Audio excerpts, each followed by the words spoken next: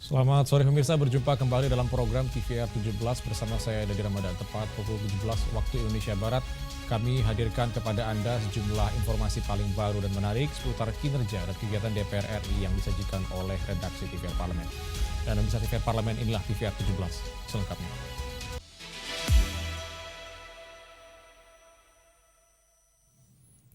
Pemirsa, anggota Komisi 2 DPR RI dorong pengelolaan keuangan daerah yang lebih adaptif melalui sinergi penataan regulasi antara pemerintah pusat dan pemerintah daerah, penyempurnaan skema dana bagi hasil, serta optimalisasi pendapatan asli daerah. Penguatan kapasitas fiskal daerah menjadi salah satu fokus dalam rapat kerja dan rapat dengar pendapat umum Komisi 2 DPR RI bersama Menteri Dalam Negeri dan para kepala daerah seluruh Indonesia. Anggota Komisi 2 DPR RI mendorong pengelolaan keuangan daerah yang lebih adaptif melalui sinergi penataan regulasi antara pemerintah pusat dan pemerintah daerah. Pada Komisi 2 DPR, perwakilan kepala daerah menyampaikan berbagai kendala dan tantangan dalam meningkatkan kapasitas fiskal daerah. Mulai dari penataan regulasi pemanfaatan aset daerah, penyederhanaan mekanisme kerjasama pemerintah dan badan usaha, hingga penyempurnaan tata kelola dana bagi hasil agar lebih berkeadilan bagi daerah penghasil. Menurut Aziz Subekti, penguatan kapasitas fiskal daerah tidak hanya bergantung pada penambahan anggaran, namun perlu diawali langkah-langkah perbaikan regulasi dan tata kelola yang bisa segera dilaksanakan. Pak Mendagri, tata kelola mana yang bisa dieksekusi cepat tanpa menimbulkan sesuatu yang dampaknya risikonya tinggi, tetapi membantu daerah tersebut untuk lebih baik. Itu segera eksekusi Pak Mendagri.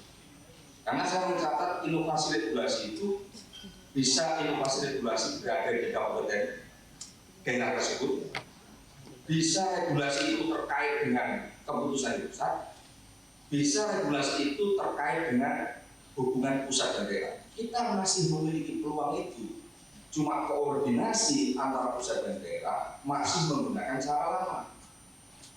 Bagaimana cara baru itu dilakukan? Komisi 2 DPR RI juga menekankan pentingnya koordinasi lintas kementerian dan lembaga, kepastian penyaluran dana ke daerah, dan tata kelola fiskal yang lebih efektif agar pembangunan dan pelayanan publik berjalan lebih merata. Esa dan Rangga TVR Parlemen melaporkan. Pemirsa, seiring meningkatnya kasus penyalahgunaan narkotika di Maluku Utara, anggota Komisi 3 DPR RI dorong pemerintah daerah perkuat fasilitas rehabilitasi bagi korban penyalahgunaan narkotika. Karena penanganan korban narkotika tidak bisa hanya dengan pendekatan hukum dan juga pemidanaan. Direktorat Reserse Narkoba Polda Maluku Utara mencatat jumlah penyalahgunaan narkotika di Maluku Utara sepanjang 2025 sebanyak 41 kasus. Seiring meningkatnya kasus penyalahgunaan narkotika di Maluku Utara, anggota Komisi 3 DPR RI mendorong pemerintah daerah memperkuat fasilitas rehabilitasi bagi korban penyalahgunaan narkotika karena penanganan korban narkotika tidak bisa hanya dengan pendekatan hukum dan pemidanaan.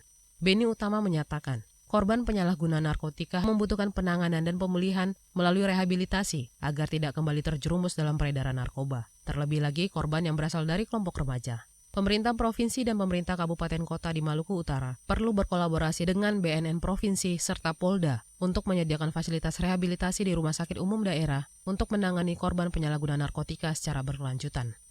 Ya, tempat merehab. Tapi rumah sakit umum daerah ada. Ya, rumah sakit umum daerah itu hampir seluruh rumah sakit kabupaten kota kita ada rumah sakit. Tidak ada salahnya kalau barangkali Pak diajak kepala daerahnya dibangunkan suatu tempat di lokasi itu untuk rehabilitasi narkotika. Karena ini tanggung jawab bersama. Tidak bisa hanya BNN saja yang menangani, tidak bisa hanya penegak hukum saja.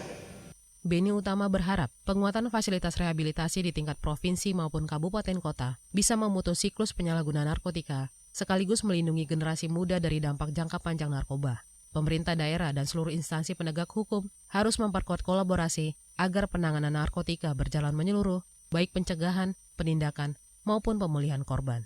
Dari Ternate, Maluku Utara, Rian Indrayana, TVR Parlemen, melaporkan. Pemirsa, anggota Komisi 4 DPR RI tekankan pentingnya kekuatan sistem kekarantinaan didukung sarana dan juga prasarana serta kapasitas dan integritas sumber daya manusia dalam menjalankan tugas pengawasan dikarenakan tingginya angka pelanggaran kekarantinaan di Sumatera Utara yang mencapai rata-rata 100 kasus setiap bulannya. Tingginya angka pelanggaran kekarantinaan di Sumatera Utara yang mencapai rata-rata 100 kasus setiap bulan Anggota Komisi 4 DPR RI menekankan pentingnya kekuatan sistem kekarantinaan, didukung sarana dan prasarana, serta kapasitas dan integritas sumber daya manusia dalam menjalankan tugas pengawasan. Iketut Suendra mengatakan, lembaga karantina memiliki peran strategis dan bertanggung jawab dalam mencegah masuk, keluar, dan penyebaran hama dan penyakit yang dapat mengancam ketahanan pangan, hayati, dan kelangsungan perekonomian masyarakat dan nasional. Antisipasi terhadap berbagai ancaman hama dan penyakit harus lebih dikembangkan. Tanggung jawab tersebut harus disertai integritas yang kuat dari seluruh jajaran badan karantina di seluruh Indonesia, sehingga mampu menjalankan tugas dan kewenangan secara profesional dan berpihak pada kepentingan masyarakat. Karena kaitan dengan kehidupan yang akan datang, kaitan dengan cucu kita ke depan. Maka dari itu disinilah dibutuhkan integritas kita. Jangan sampai kakak terdahulu kita biar supaya yang sampai hari ini tidak pernah selesai. Terus masalah dengan integritas ini terulang di lembaga baru. Harapan negara sangat besar di pundak kita.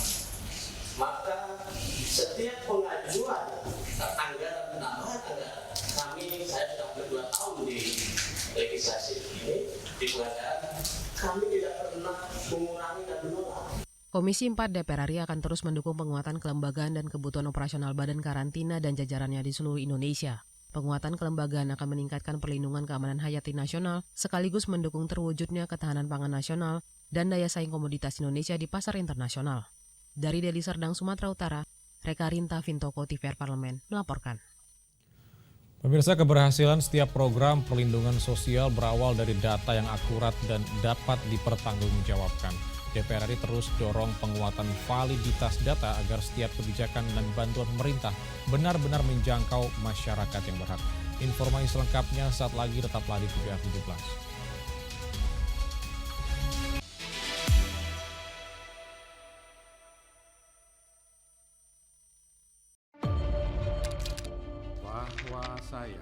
Bahwa saya demi Allah, saya bersumpah dan seadil-adilnya periode keanggotaan DPR RI hingga saat ini, yaitu terdapat 126 undang-undang yang telah selesai dibahas DPR RI.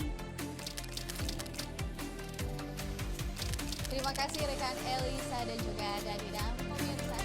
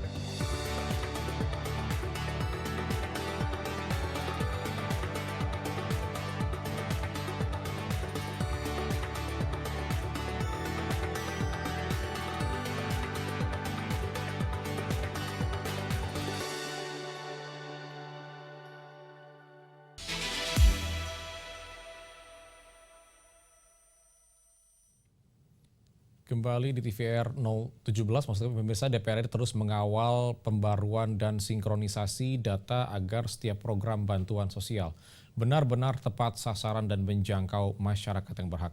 Dengan data yang akurat, anggaran negara dapat memberikan manfaat yang lebih adil, efektif, dan berdampak nyata bagi kesejahteraan rakyat. Mari kita simak liputan mendalam yang telah dikemas oleh tim redaksi TVR Parlemen dalam segmen Lensa Parlemen. Berikut ini.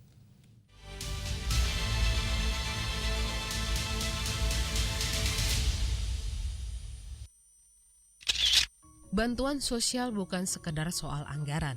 Lebih dari itu, bantuan adalah harapan bagi masyarakat yang membutuhkan. Namun, harapan itu hanya akan sampai jika ditopang oleh data yang akurat. Di tengah berbagai tantangan ekonomi, pemerintah terus menyalurkan beragam program perlindungan sosial, mulai dari bantuan pangan, subsidi energi, hingga bantuan langsung bagi keluarga yang membutuhkan. Agar seluruh program tersebut benar-benar menjangkau penerima yang berhak, dibutuhkan satu fondasi penting, yaitu data yang valid dan selalu diperbarui. Inilah yang menjadi perhatian Badan Akuntabilitas Keuangan Negara atau BAKN DPR RI. Melalui hasil pengawasan dan kajian, BAKN DPR menilai transformasi dari data terpadu kesejahteraan sosial menuju data tunggal sosial dan ekonomi nasional atau DTSEN menjadi langkah strategis untuk memastikan penyaluran subsidi dan bantuan sosial lebih tepat sasaran. Ini yang kami ingin bahwa ke depan bantuan-bantuan efektif kepada rakyat yang berhak membutuhkan. Kalau kemudian bahwa tingkat kesejahteraannya semakin meningkat, kita bisa mengurangi terhadap subsidi yang dialokasikan. Nah, kalau kemudian ternyata dengan situasi ekonomi ini semakin besar, ya juga efektif kita bisa memberikan tambahan kepada yang berhak untuk membutuhkannya.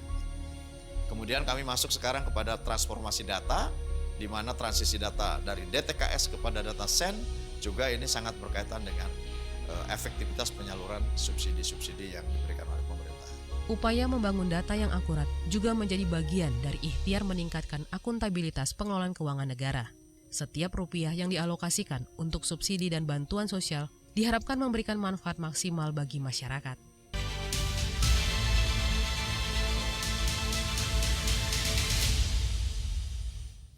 Pemerintah resmi mengeluarkan instruksi Presiden 2026 guna mengakselerasi berbagai program prioritas nasional, terutama di sektor ketahanan pangan dan penguatan ekonomi daerah.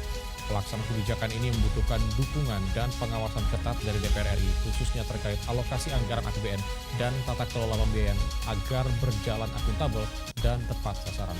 Informasinya akan kami hadirkan saat lagi, tetaplah bersama kami di TVR 17.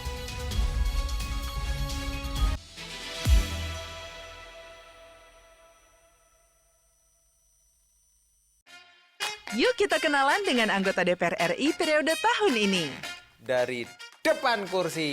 Di balik kursi.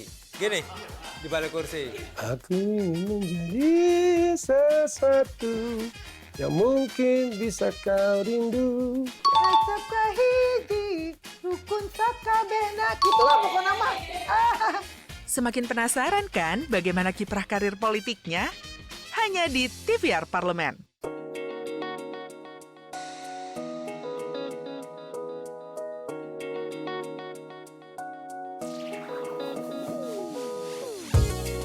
Kehadiran mereka tidak hanya mewakili suara perempuan, tetapi juga membawa perspektif yang beragam serta pengalaman hidup yang unik ke dalam proses pembuatan kebijakan. Saksikan Perempuan Parlemen hanya di TVR Parlemen.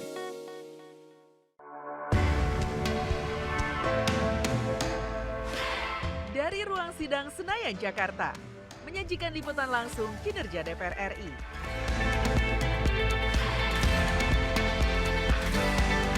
Dialog mendalam,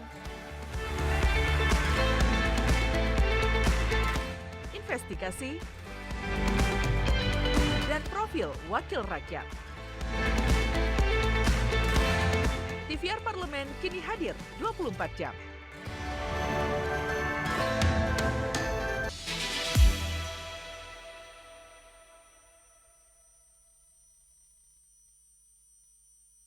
Penerbitan Instruksi Presiden 2026 menjadi wujud komitmen pemerintah dalam mempercepat berbagai program prioritas nasional, khususnya di sektor ketahanan pangan dan penguatan ekonomi.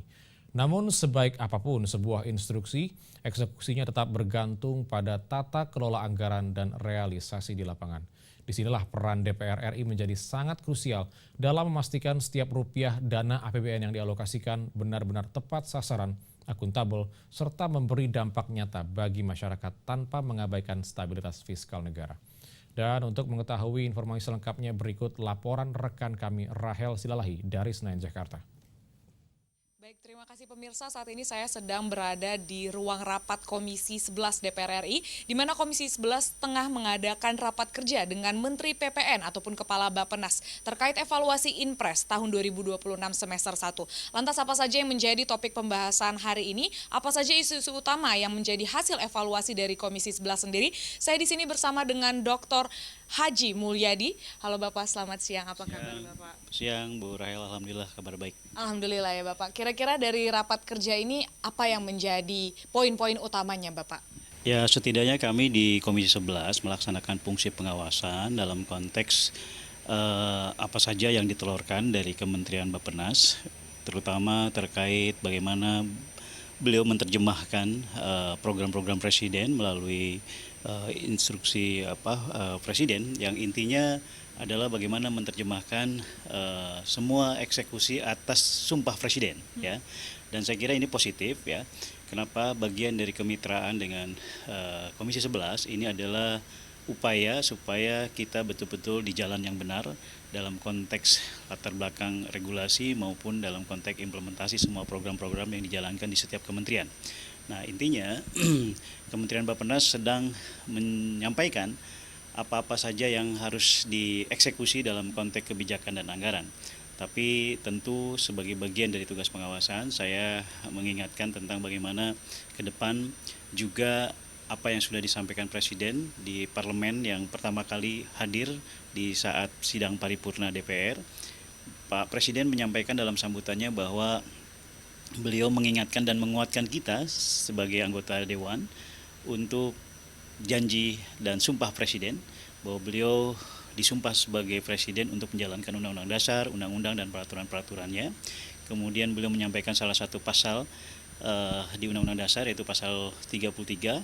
Lalu beliau juga menyampaikan tentang realita Indonesia hari ini. Dan terakhir beliau meminta persetujuan penguatan untuk merealisasikan janji dan sumpah Presidennya untuk membuat peraturan-peraturan untuk bagaimana negara ini mengarah kepada kesejahteraan dan cita-cita para pendiri bangsa kita. Saya kira sambutan Presiden di acara parlemen tersebut sudah menjadi bagian dari bagaimana Kementerian Bappenas untuk menerjemahkan lalu mengamankan serta mengeksekusi setiap program-program dari Presiden hari ini. Dari Inpres ini kan ada total 11 ya Pak. Kira-kira mana yang memang masih memiliki gap untuk dapat ditingkatkan lebih lagi dan diterapkan lebih lagi, terutama mungkin di daerah pilihan Bapak? Ya, saya justru ingin mengingatkan dan menguatkan kembali kepada Menteri Bappenas bahwa terkait setiap Inpres yang dilaksanakan tentu harus berdampak. Nah, maka setiap anggaran dan kebijakan yang dikeluarkan pemerintah harus selalu berorientasi kepada, buat saya ya, di Dapil terutama 5 hal. Pertama tentu tepat sasaran, ya. Kemudian yang kedua tepat anggaran, tidak membengkak. Ketiga tepat waktu, tidak delay. Yang keempat stakeholder di daerah dilibatkan. Dan terakhir harus orientasi akhirnya adalah meningkatkan kualitas kehidupan masyarakat. Nah, terkait Inpres-Inpres tersebut, saya mengingatkan tentang bagaimana pemerintah dalam janji Presiden mengingatkan tentang pentingnya kedaulatan pangan misalnya. Ya, di Dapil kami, Bogor itu juga menjadi bagian dari lumbung pangan. Nah, kebetulan Dapil Bogor adalah dapil kediaman Presiden dan saya kira itu akan menjadi etalase bagaimana setiap instruksi Presiden itu bisa berjalan dengan baik terkait koperasi dan seterusnya, kemudian juga Inpres jalan daerah. Nah, khusus untuk jalan daerah, kebetulan saya dulu di Komisi 5 juga masuk dalam panitia kerja revisi Undang-Undang Jalan. Bagaimana hari ini APBN bisa mengintervensi jalan yang berstatus kabupaten maupun provinsi. Nah, maka stakeholder di daerah dilibatkan. Mana yang menjadi jalan-jalan vital yang harus diatensi pemerintah itu juga menjadi bagian dari roadmap bagaimana prioritas anggaran itu bisa direalisasikan. Saya kira itu. Terima kasih Bapak. Berarti memang dapat kita simpulkan bahwa dari Komisi 11 sendiri terus menghimbau Kepala Bappenas untuk dapat melaksanakan amanat Presiden, terutama dari pidato Presiden yang baru ini disampaikan, terutama juga Inpres yang ke-11 tadi untuk dapat diterapkan lebih lagi tepat waktu, tepat anggaran, melibatkan stakeholder, dan juga pastinya bermanfaat bagi masyarakat sekitar. Demikian laporan kami pemirsa, terima kasih kembali ke studio. Selanjutnya pemirsa, apa saja yang menjadi sorotan media online nasional pada hari ini? Usai jeda, tetaplah di TVR 17.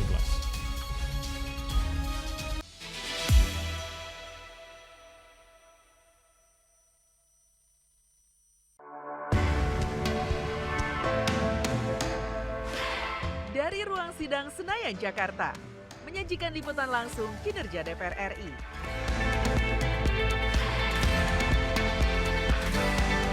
Dialog mendalam,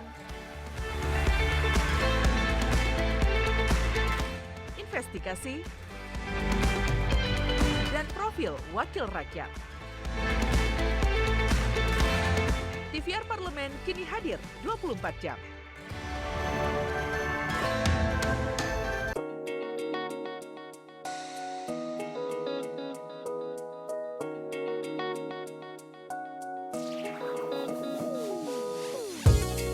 Kehadiran mereka tidak hanya mewakili suara perempuan, tetapi juga membawa perspektif yang beragam serta pengalaman hidup yang unik ke dalam proses pembuatan kebijakan. Saksikan Perempuan Parlemen hanya di TVR Parlemen. Yuk kita kenalan dengan anggota DPR RI periode tahun ini. Dari depan kursi, di balik kursi. Gini, di balik kursi. Aku ingin menjadi sesuatu yang mungkin bisa kau rindu. Acap kahiji, rukun sakabena. Itulah pokok nama.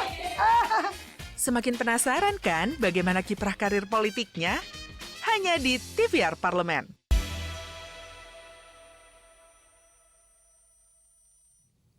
Kembali di TVR 17, pemirsa, kali ini kita masuk ke segmen media online nasional dan mari kita simak isu apa saja yang menjadi sorotan media serta tanggapan dari sejumlah anggota Dewan bersama rekan kami Nazia Sudirja.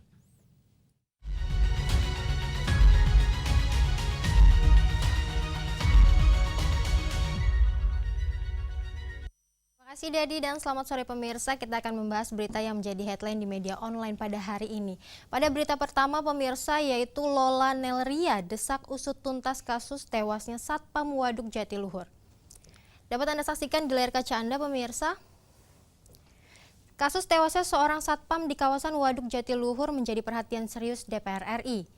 Anggota Komisi 3 DPR RI Lola Nelria Oktavia desak aparat penegak hukum mengusut tuntas peristiwa tersebut secara profesional, transparan, dan tanpa pandang bulu. Setiap dugaan tindak pidana harus diungkap secara menyeluruh agar fakta yang sebenarnya dapat terungkap dan keadilan bagi korban maupun keluarganya dapat ditegakkan. Komisi 3 DPR RI menegaskan bahwa penegakan hukum yang berkeadilan merupakan fondasi penting dalam menjaga kepercayaan masyarakat terhadap institusi negara. DPR RI akan terus mengawal proses penyelidikan agar berjalan sesuai ketentuan hukum yang berlaku, sekaligus memastikan tidak ada ruang bagi praktik yang menghambat terungkapnya kebenaran. Dengan pengawasan yang optimal, diharapkan kasus ini dapat diselesaikan secara tuntas dan memberikan kepastian hukum bagi semua pihak. Kita beralih ke berita selanjutnya yang juga menjadi headline di media online pada hari ini pemirsa, yaitu DPR RI pertemukan pekerja dan manajemen SGN. Sejumlah aspirasi mulai temui titik terang. Dapat Anda saksikan lagi di layar kaca Anda pemirsa. DPR RI menjalankan fungsi mediasi untuk mendorong penyelesaian berbagai persoalan ketenagakerjaan secara konstruktif melalui forum dialog yang mempertemukan perwakilan pekerja dan manajemen SGN. Sejumlah aspirasi yang selama ini menjadi perhatian kedua belah pihak mulai menemukan titik terang. DPR RI menilai komunikasi yang terbuka menjadi langkah penting dalam membangun hubungan industrial yang sangat sehat dan saling menguntungkan. Sebagai representasi rakyat, DPR RI berkomitmen mengawal setiap proses penyelesaian agar mengedepankan prinsip keadilan, perlindungan hak pekerja, serta keberlanjutan perusahaan. Sinergi antara pekerja, manajemen, dan pemerintah diharapkan mampu menghasilkan solusi yang dapat diterima bersama, sehingga tercipta kepastian kerja, peningkatan produktivitas, dan iklim usaha yang kondusif bagi kemajuan industri nasional. Baik pemirsa, itu tadi headline di media online pada hari ini, yaitu Lola Nelria desak usut tuntas kasus tewasnya Satpam Waduk Jatiluhur, serta DPR RI pertemukan kerja dan manajemen SGN. Sejumlah aspirasi mulai temui titik terang. Sekian dari saya Nazia Sudirja, kembali ke rekan Dadi, selamat sore, terima kasih.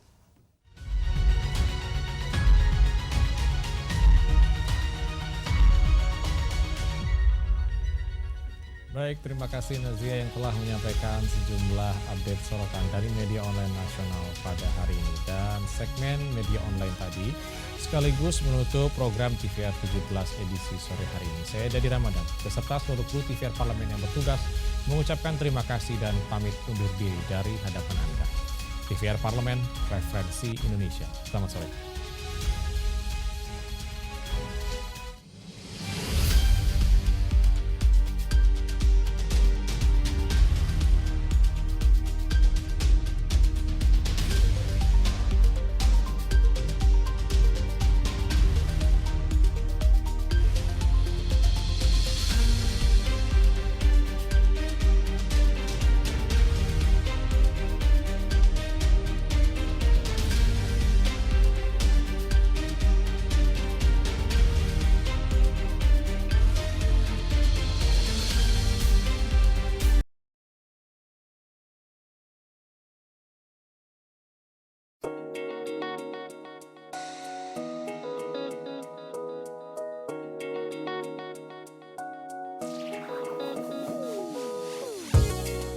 Kehadiran mereka tidak hanya mewakili suara perempuan, tetapi juga membawa perspektif yang beragam serta pengalaman hidup yang unik ke dalam proses pembuatan kebijakan. Saksikan Perempuan Parlemen hanya di TVR Parlemen.